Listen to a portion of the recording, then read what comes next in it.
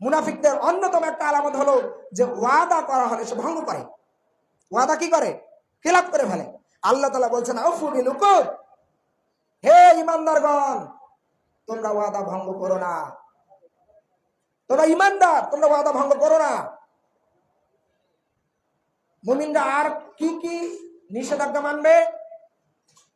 সূরা মাইদার 90 নম্বর আয়াতে আল্লাহ তাআলা বলছেন ইয়া আইয়ুহাল্লাযীনা আমানু ইন্নামাল খামরু ওয়াল মাইসিরু ওয়াল আনসাবু ওয়াল আজলামু রিজসুম মিন আমালিশ শাইতান।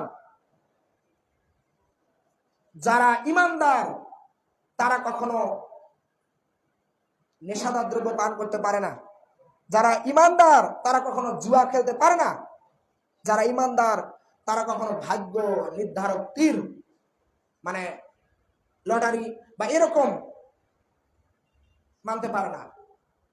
অনেকে আছে হাতের রাশি বলে এরকম দেখা যায়, দেখো তো আমার একটা ভাগ্য ঠিক আছে কিনা বা এরকম।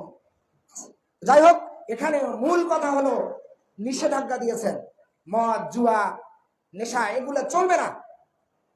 কারণ আল্লাহ রাসূল সাল্লাল্লাহু আলাইহি ওয়াসাল্লাম তো নিজেই বলছে যে মান শারিবাল খামর ওয়া শাকিরা লাম তুকবাল লাহু সালাতু 40 সাবাহা ওয়া ইন মাতা দাখালান নার। যে ব্যক্তি নেশাদার দ্রব্য পান করবে তার আগামী 40 দিন সালাত কবুল হবে না। ওয়া ইন মাতা দাখালান নার, এবং সে মারা গেলেই জাহান্নামে যাবে। মারা গেলেই জাহান্নামে যাবে। তাদেরকে তিনাতে খাবাল খাওয়ানো হবে। তিনাতে খাবাল কি? জাহান্নামীদের গলে পচে রক্তপুষ গলে পচা যে তরল পদার্থ, এটা খাওয়ানো হবে। তাই নেশাদার দ্রব্য একজন আদর্শ মুমিন এর ধারে কাছেও যেতে পারে না।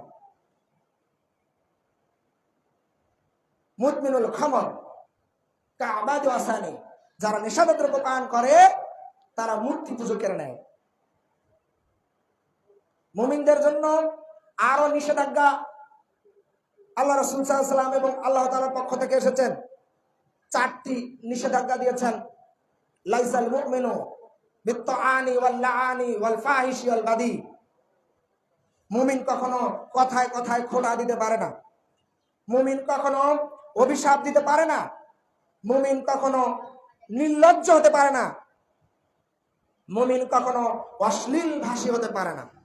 এই যে 4টি কাজ নিষেধ করেছেন, শেষ একটি আয়াতে আল্লাহ তাআলা বলছেন, সতর্ক করেছেন।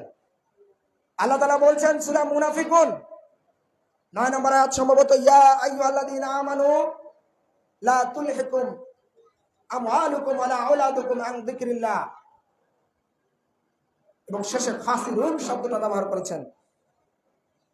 হে ঈমানদারগণ, তোমরা ধন সম্পদ পেয়ে, সন্তান সন্ততি পেয়ে, স্ত্রী সন্তান পেয়ে আল্লাহর জিকির থেকে গাফেল হয়ে যেও না।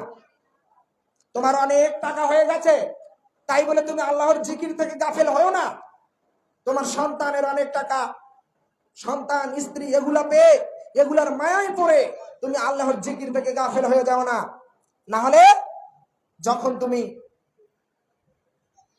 আহলাকুমুল মউত, যখন তোমার মৃত্যু আসবে তখন কি হবে? তখন কি হবে? তখন তুমি আবার সুযোগ চাইবে, ফাসাদদাক ওয়া আকুন মিনাস সালিহিন, হে আল্লাহ আমাকে আরেকটু সময় দিন। এই আয়াতের প্রথমে বলছেন ওয়া আনফিকু মিম্মা রাযাকনাকুম মিন ক্বাবলি আয়াতিয়া,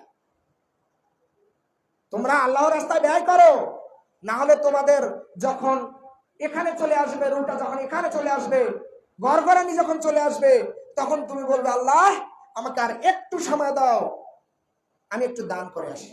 কেন দান করার কথা বলবে? 2 রাকাত সালাত আদায় করতে গেলে অন্তত 10 মিনিট লাগবে।